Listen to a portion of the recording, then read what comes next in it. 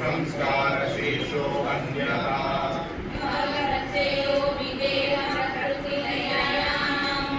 श्रद्धा वीर्य स्मृति समाधि प्रज्ञा पूर्वक इतरेषाम्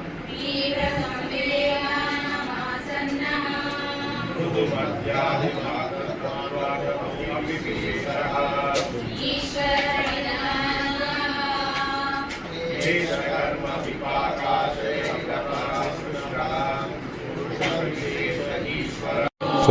फोटो नॉर्मली क्लिक చేయండి.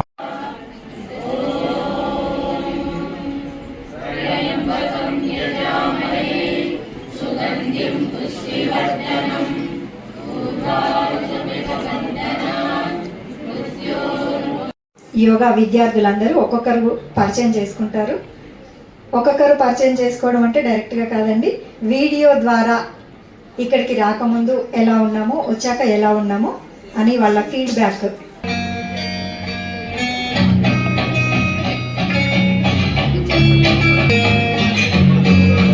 యోగా విద్యార్థులు ఎప్పుడు కూడా అలా ఆనందంగా కలిసిమెలిసి ఉంటారు అని చూపించడానికి నిదర్శనం అండి ఈ విజువల్స్.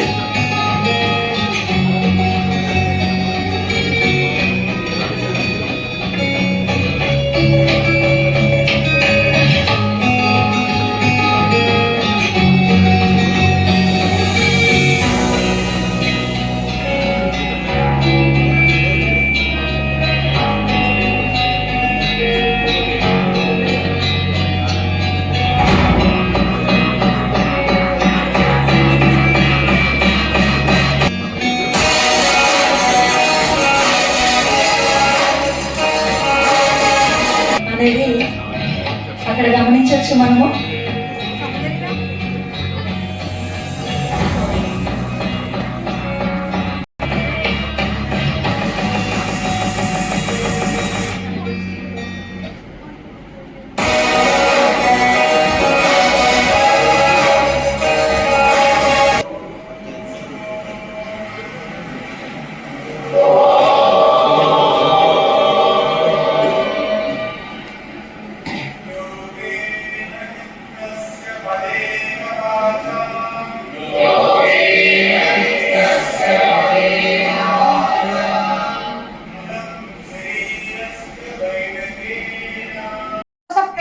చాలా హెల్త్ ఇంపాక్ట్స్ వచ్చాయి.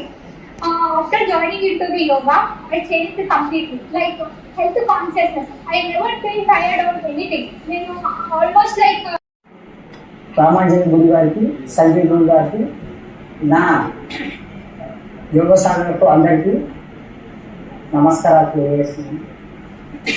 నేను ఇబ్రహీంపట్నంలో 2007లో మల్లెడ్డి గురించి గారు వచ్చి మాకు యోగం గురించి ఈ క్లాసులో జాయిన్ ప్రక్రియలు కూడా నాకు తప్పని తెలవాలి. ప్రక్రియలు చాలా రామాంజన సార్ చాలా బాగుంటారు. పేరు నరేష్.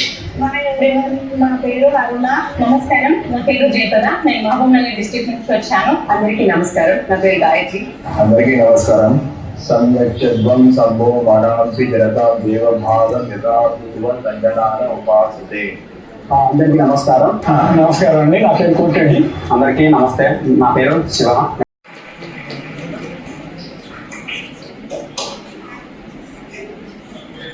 హనుమాన్ హసన్.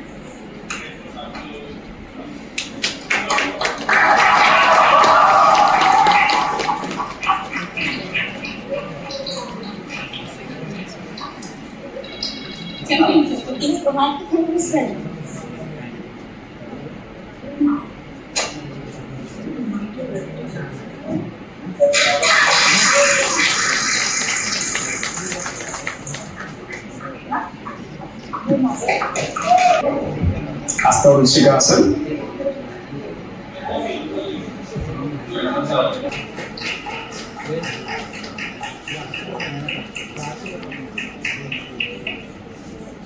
అక్కడ చేస్తున్న వాళ్ళకి క్లాస్ లో ఇక్కడ ఉన్న వాళ్ళు అక్కడ చేస్తే ఇక్కడ ఉన్న వాళ్ళకి ఆనందపరచాల్సింది. అష్టాంగ యోగం ఆచరించమని ఆజ్ఞాపించే ఆ ఋషి ఆనంద పదం చేరుమని.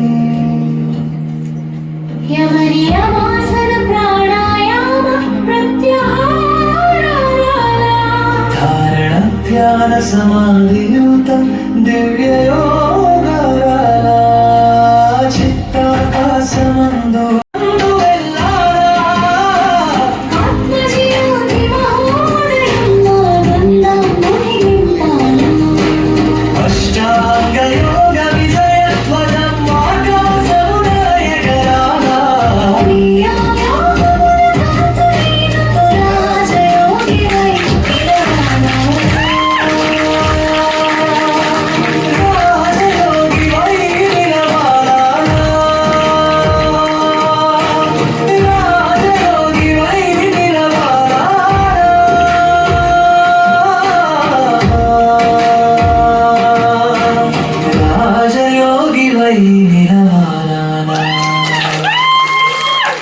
చేసి యోగిగా మారు మనిషి, ధ్యానం చేసి జ్ఞానం పొందు మనిషి. యోగా చేసి యోగిగా మారు మనిషి, జ్ఞానం పొందు మనిషి. కలిగే ఆనందమే ఆత్మ సాక్షాత్కారం, అంతాలకు చేయు ఓంకారం. కలిగే ఆనందమే ఆత్మ సాక్షాత్కారం, ఆది అంతాలకు చేయు ఓంకారం. యోగా చేసి యోగిగా మారు మనిషి. మానవ జీవితంలో యోగ సాధన లేనప్పుడు కామన్ గా ఉంటూ ఉంటాయి ఇలాంటివి. సో మరి ఈ అరిషడ్ వర్గాలని యమ నియమాలతో ఎలా జయించారు అనేది వెంకట్ అండ్ టీమ్ వాళ్ళ ప్రదర్శన ద్వారా ఇప్పుడు చూపించబోతున్నారు. Let's welcome to Venkat and team.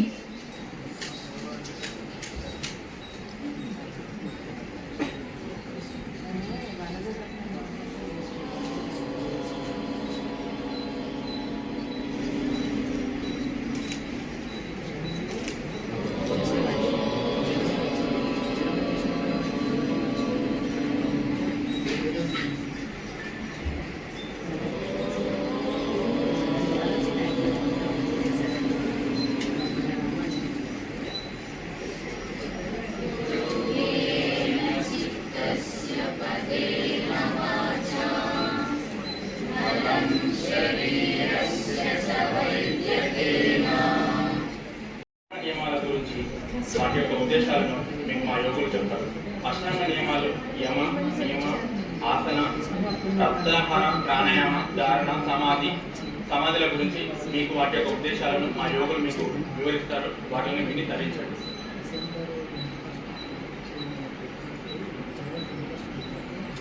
అందరికీ నమస్కారం. నేను ఏమాని మాట్లాడుతున్నాను. ఏమనగా సమాజంలో తర్వాత మన ఇతరులతో ఎలా ప్రవర్తించాలి, ఎలా బతకాలి అని నైతికంగా తెలియజేసే ఒక నియమం. ఎలా అంటే మన మాటల ద్వారా కానీ మన పనుల ద్వారా కానీ మనం శుభ్రంగా ఉంచడానికి సహాయపడుతుంది. యమాలు యమం 5 రకాలుగా ఉంటుంది. అహింస, సత్యం, ఆస్తేయం, బ్రహ్మచర్యం, అపరిగ్రహం. హింస చేయకపోవడమే, ఎవరిని బాధ పెట్టకూడదు. ఎలాగంటే మనం ఆలోచన ద్వారా కానీ, మాటల ద్వారా కానీ, తర్వాత మనం చేసే పనుల ద్వారా కానీ ఎవరిని హింస పెట్టకూడదు. సత్యం, మనం ఎప్పుడు నిజాయితీగా ఉండాలి, నిజం మాట్లాడాలి. ఆస్తేయం, మనది కాని దానికి ఎప్పుడు మనం ఆశపడకూడదు, దొంగతనం. ఒకే స్థితిలో ఉండటం అన్నమాట. కూర్చోవడం కూడా ఒక ఆసనం. అయితే ఆసనం వల్ల ప్రయోజనాలు ఏంటంటే ఆరోగ్యము మెరుగుపడుతుంది, శరీరము దృఢంగా ఉంటుంది, అలాగే మనస్సు కూడా ప్రశాంతంగా ఉంటుంది. తర్వాత శరీరము ధైర్యానికి కూడా ముందుకి సాగపడుతుంది. సో ఆసనాలు అనేవి ఎన్నో ఉన్నాయి. 84 లక్షల జీవకోటులు ఉన్నాయనుకుంటా. సో ప్రతి ఒక్క జీవికి ప్రతి ఒక్క ఆసనం. అలాగే మన జీవితంలో మనం అన్వయించుకుంటే మనం చాలా వృద్ధి చెందుతామని నా యొక్క అభిప్రాయం. ఆసనం యొక్క ఉదాహరణలు పద్మాసనము, వజ్రాసనము, తాడాసనము, భుజంగాసనము, శవాసనం. నమస్కారం.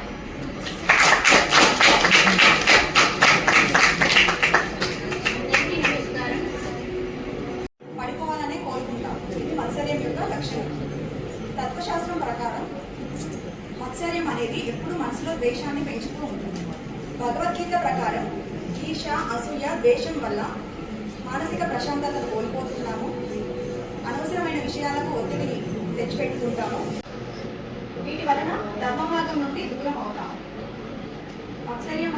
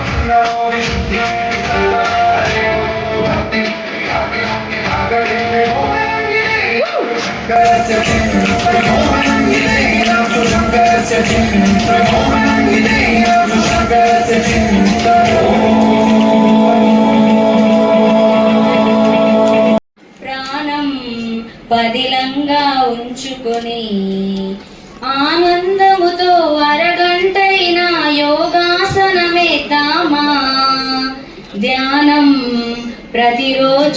అంటే ఇప్పుడు మొబైల్స్ ఏదైతే ఉన్నాయనుకోండి, మొబైల్ స్క్రీనింగ్ ఏదైతే ఉందనుకోండి, మొబైల్ స్క్రీనింగ్ కంటిన్యూస్గా యూజ్ చేయకుండా దానికి ఒక లిమిట్ పెట్టాలన్నమాట. తర్వాత నెక్స్ట్ అపరిగ్రహం అంటే అత్యాశతోని లేకుండా ఉండడం అన్నమాట. అంటే మనకు ఉన్న దాంట్లో దానికంటే కూడా సపోజ్ ఆన్లైన్లో ఏమైనా డిస్కౌంట్స్ ఉన్నాయి, ఏమన్నా ఎక్కువ వస్తున్నాయి అంటే కనుక్కొని అలా మనం తీసుకోవడం అనేది అత్యాశ, అలా చేయకూడదు అనమాట. ఇది అష్టాంగ యోగాలో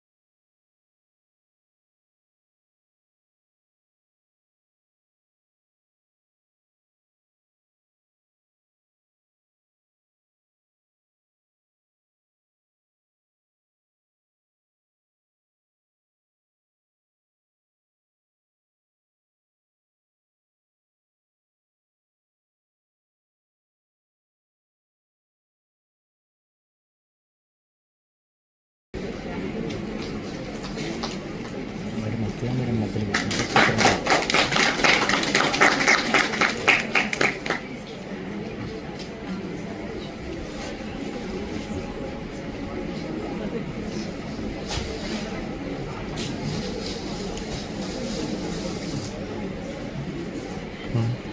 కూర్చుంటారా? సభను పద్మప్రియ మేడం గారు కొనసాగించవలసిందిగా కోరుకుంటున్నాము.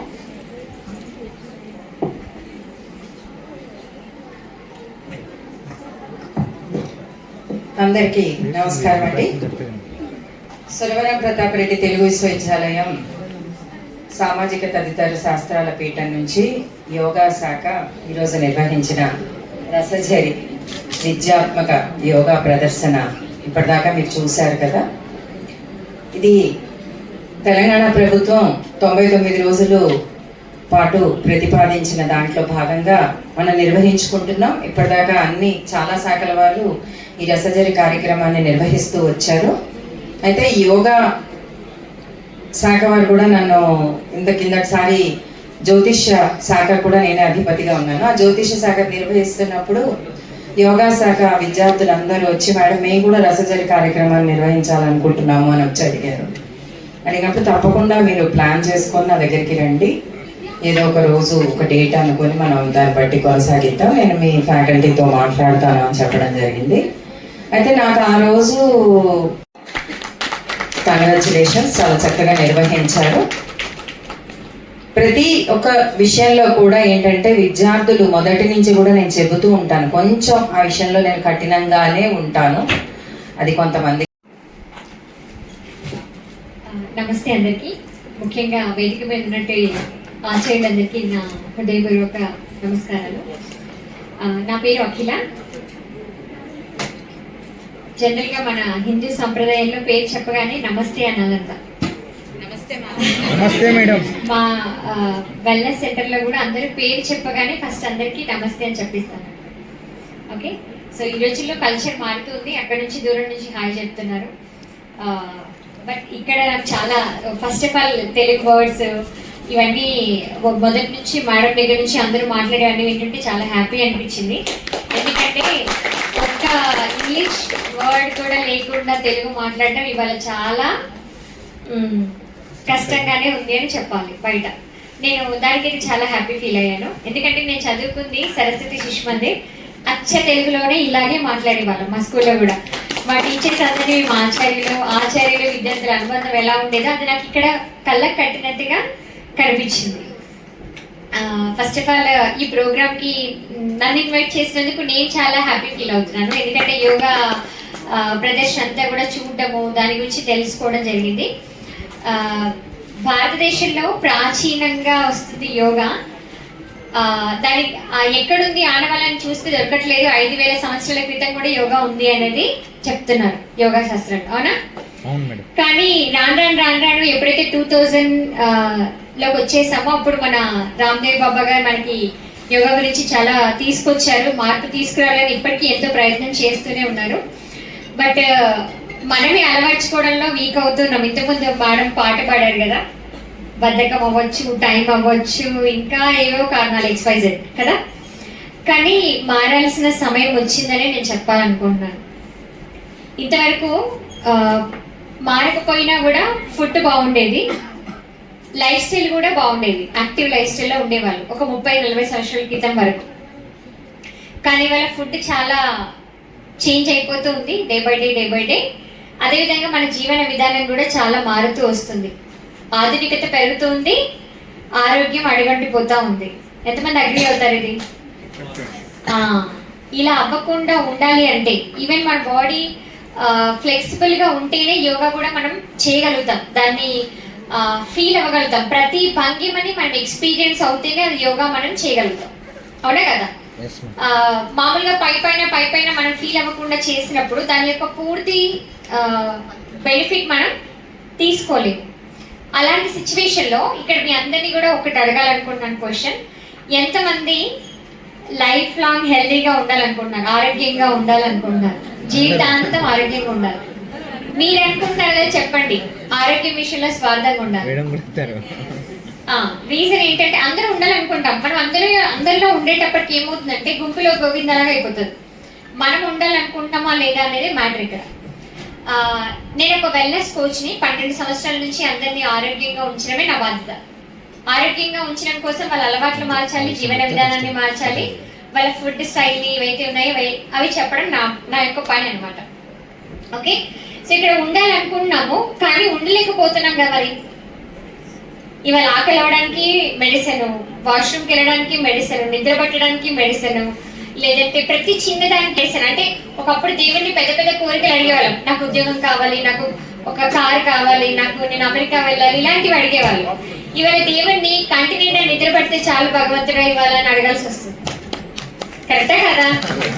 మరి ఇలాంటి సిచ్యువేషన్ లో మనలో మార్పు రావడం ఇంపార్టెంటా కదా?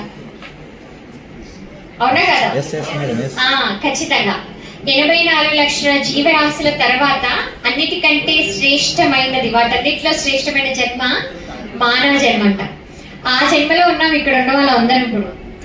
ఇప్పుడు కూడా ఇంత మంచి ఆపర్చునిటీ వచ్చి ఇన్ని రకాలుగా భగవంతుడు బుద్ధి, జ్ఞానం, అర్థం చేసుకోవడం, మాట్లాడేది, ఇన్ని రకాల క్వాలిటీస్ మనకి ఇచ్చినప్పుడు దీన్ని ఎలా ఉపయోగించుకోవాలి అనే దాన్ని బట్టి ఒక మంచి మార్గంలో పెట్టగలిగితే ఖచ్చితంగా మీరు దీనికి ఒక సార్థకత తీసుకురాగలుగుతారు.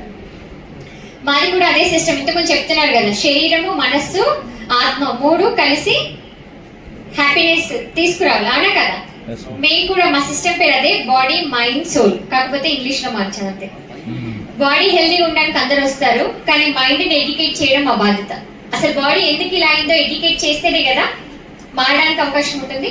సో దాని తర్వాత ఈ 2 ఎప్పుడైతే సాటిస్ఫై అయ్యాయో ఆత్మానుభూతి వాళ్ళు పొందుతారు. అంటే సోల్ సాటిస్ఫాక్షన్ వాళ్ళకి రావడం జరుగుతుంది అనమాట. మీరు అన్నట్టుగా అందరం ఉండాలనుకుంటున్నాము కానీ ఉండలేకపోవడానికి కారణం ఫస్ట్ పండించే విధానంలో చాలా మార్పులు వచ్చాయి ఇప్పుడు. అవునా కదా? పంటలు పండించే విధానం ఒకప్పటిలాగా లేదు. ఎంతమంది అగ్రి అవుతారు? Very good. ఒక 40 సంవత్సరాల క్రితం ఉన్నటువంటి పంటలు పండించే విధానం ఇవాళ ఉంటే మనము, మన పిల్లలు, మన ఇంట్లో ఉన్న వాళ్ళందరూ కూడా మాటికి హాస్పిటల్లో క్యూలు కట్టాల్సిన అవసరం ఉండేది కాదు. పండించే విధానం కెమికల్స్ తో ఎక్కువ పండిస్తూ ఉన్నారు, రసాయన ఎరువులతో పండిస్తున్నారు, సేంద్రియ ఎరువులు కాకుండా. దీనివల్ల పోషకాలు ఎక్కడి నుంచి రావాలి? అసలు తినేది ఎందుకు అంటారు? మనం తినేది ఎందుకు? ఇప్పుడు అందరికి ఆకలిస్తుంది. ఎందుకు తింటున్నాం? ఇప్పుడు వెళ్ళి తినాలి ఫుడ్. ఎందుకు తింటున్నాము? ఎనర్జీ కోసం, పోషకాల కోసం తినట్లేదు. ఇప్పుడు మాట్లాడాం కాబట్టి పోషకాలు అంటున్నారు. బతకడం కోసం తింటాం. అవునా కదా? ఇవాళ ఫుడ్ బతకడం కోసం మాత్రమే తింటున్నాము. కానీ వెనకటి రోజుల్లో బతకడానికి తిన్నా, ఆరోగ్యంగా ఉండడానికి తిన్నా, పోషకాలకు తిన్నా అన్ని సమపాలలో వాళ్ళు తినే ఫుడ్ లో వచ్చేవి. తెలియకుండానే వాళ్ళు అన్ని బ్యాలెన్స్డ్ గా చేసేవాళ్ళు. రీజన్ ఏంటి అంటే పెద్దవాళ్ళ మాట వాళ్ళు ఎప్పుడు మిస్ చేయలేదు. వాళ్ళు ఏదైతే కల్చర్ ఉందో దాన్ని మాత్రమే ఫాలో అవుతూ వచ్చేవాళ్ళు. అవునా కదా? కానీ వాళ్ళు మనము అప్గ్రేడ్ అవుతున్న కొద్దీ కూడా, టెక్నాలజీ పెరుగుతున్న కొద్దీ కూడా పెద్దవాళ్ళందరినీ కూడా అటకెక్కిచ్చేసాం. మీరేం చెప్పొద్దు, మాకు అన్ని తెలుసు, మేము ఎలా తినాలి, ఎలా ఉండాలి, ఎలా చేయాలి, ఇవన్నీ కూడా. రాను ఫుడ్ కూడా మారిపోతూ ఉంది. పండించే విధానం మారిపోవడం వల్ల భూమితో సంబంధం లేకుండా పంటలు పడుతున్నాయి. ఇవాళ ఒక సంవత్సరానికి ఇంతకు ముందు 1 లేక 2 పంటలు పండించేవాళ్ళు. ఇవాళ ఎన్ని పంటలు పండిస్తున్నారు తెలుసా? 3-4 పంటలు పండిస్తున్నారు. అదే భూమిలో ఒకప్పుడు 10-15 బస్తాలు పండేవి, ఇవాళ 40-50 బస్తాలు పండిస్తున్నారు. సేమ్ భూమి. మరి ఇప్పుడు మనం తినే ఫుడ్ లో పోషకాలు వస్తున్నాయంటారా? మన బాడీకి సరిపోయే విధంగా అయితే అసలు రావట్లేదు. రెండవ విధానం వచ్చేటప్పటికి దాచుకునే పద్ధతి మార్చేసాం. ఎంతమంది ఇంట్లో ఇక్కడ ఫ్రిడ్జ్ లేదు? మా ఇంట్లో ఫ్రిడ్జ్ లేదండి అన్నవాళ్ళు, లేదు అన్నవాళ్ళు, ఉంది అనలేదు నేను. మా ఇంట్లో ఫ్రిడ్జ్ లేదు అన్నవాళ్ళు. ఇక్కడ హ్యాండ్ రైజ్ చేశారు, నాకు చాలా హ్యాపీ అనిపించింది. ఫస్ట్ ఆఫ్ ఆల్ వాళ్ళకి అప్రిషియేట్ చేయాలి. ఇంతకు ముందు శవాన్ని తాజాగా ఉంచడం కోసం మార్చురీలో ఉండేది. తర్వాత కొన్ని రకాల ఇంజెక్షన్స్, మెడిసిన్స్ పెట్టాల్సి ఉంది అని మెడికల్ షాప్ లోకి వచ్చింది. ఏం పెట్టినా పాడవట్లేదు కదా అని కిచెన్ లో కూడా వచ్చింది. కరెక్టా కదా? ఇవాళ వండనివి ఇంట్లో తెచ్చుకునే సరుకులు, పప్పులు, ఉప్పులు అన్ని కూడా ఫ్రిడ్జ్ లోనే పెట్టుకున్నాం. ఇంతకు ముందు కూడా మన పెద్దవాళ్ళు దాచుకునే వాళ్ళు ఎలా అంటే గంపలు, బుట్టలు, గాలి వెలుతురు వచ్చే విధంగా ఉన్నటువంటి దాంట్లో వాళ్ళు స్టోర్ చేసుకునే వాళ్ళు. వాళ్ళకి ఇంపార్టెంట్ ఏంటి అంటే ఫుడ్ లో క్వాలిటీ తగ్గొద్దు అనేది వాళ్ళకి ఇంపార్టెంట్. అలా ఉండేది. అవునా కదా? సో ఇవాళ మనం కూరగాయలు ఒక 1/2 అవర్ తీసుకొచ్చి బయట పెట్టాము, ఇంకా ఫ్రిడ్జ్ లో పెట్టలేదంటే 1/2 అవర్ తర్వాత వాటి రూపురేఖలన్నీ మారిపోతున్నాయి, అవునా కదా? అంటే మందులతో పండడం వల్ల అంత ఆర్టిఫిషియల్ గా ఉన్నాయి.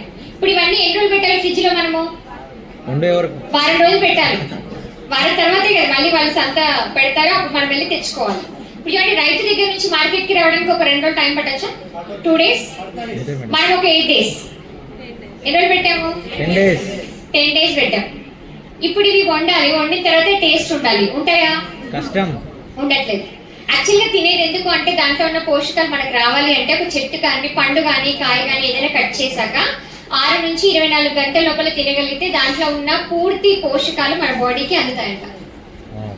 కానీ ఇప్పుడు ఎన్ని రోజుల తర్వాత తింటున్నామో? 10 రోజులు. ఇలా ఉండడం వల్ల అవి టేస్ట్ ఉంటున్నాయో? వండితే టేస్ట్ ఉండట్లేదు. కాబట్టి ఏం చేసినా కొంచెం డీప్ ఫ్రై చేసేసి ఎక్కువ ఉప్పు కారం మసాలాలు వేసేసి ప్రతి కర్రీ వండుతున్నాం. ఎలాగోలో తింటున్నాం, అవునా కదా? ఇంట్లో అందుకే వాటర్ వేసి బాయిల్ చేస్తే పిల్లలు ఎవరు తినట్లేదు. కర్రీ ఫ్రై చేస్తేనే తినడం అనేది అవుతుంది, అవునా కదా? ఎంతమంది అగ్రీ అవుతారు? మాకు టేస్ట్ ఉంటేనే తినాలనిపిస్తుంది, టేస్ట్ లేకపోతే టేస్ట్ ఎక్కడి నుంచి వస్తుంది?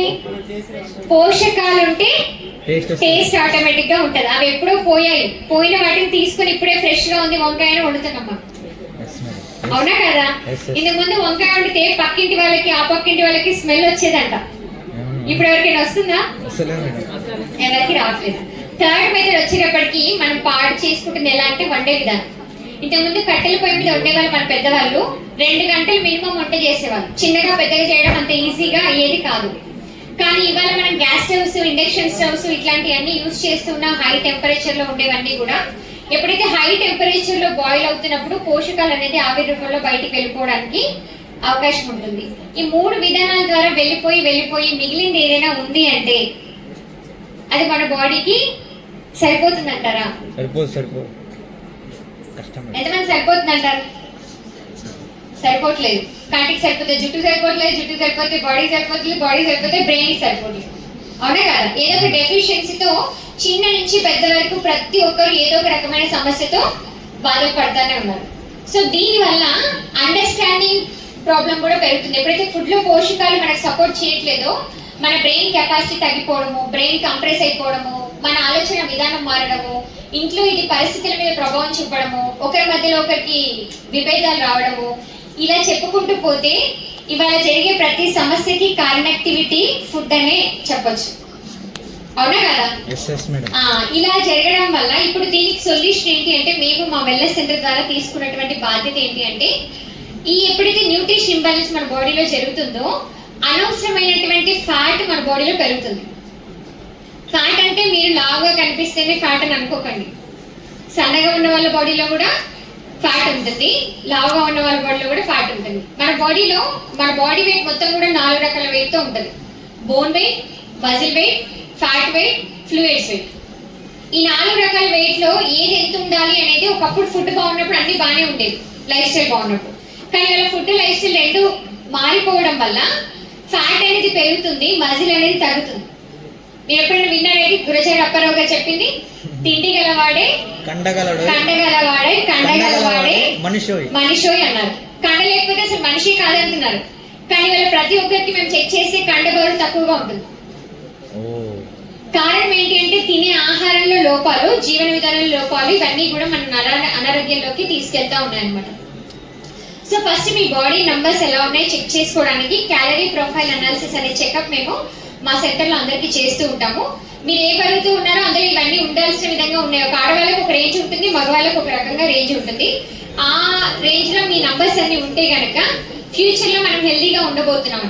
బయటపై మీ ఏజ్ అందరికీ తెలిసి ఇక్కడ మీరు ఎప్పుడు పుట్టారు అనేది డేట్ ఆఫ్ బర్త్, అవునా? కానీ మీ బాడీ ఏజ్ ఎక్కడ ఉందో కూడా తెలుస్తుంది ఆ చెకప్ చేసుకోవడం వల్ల.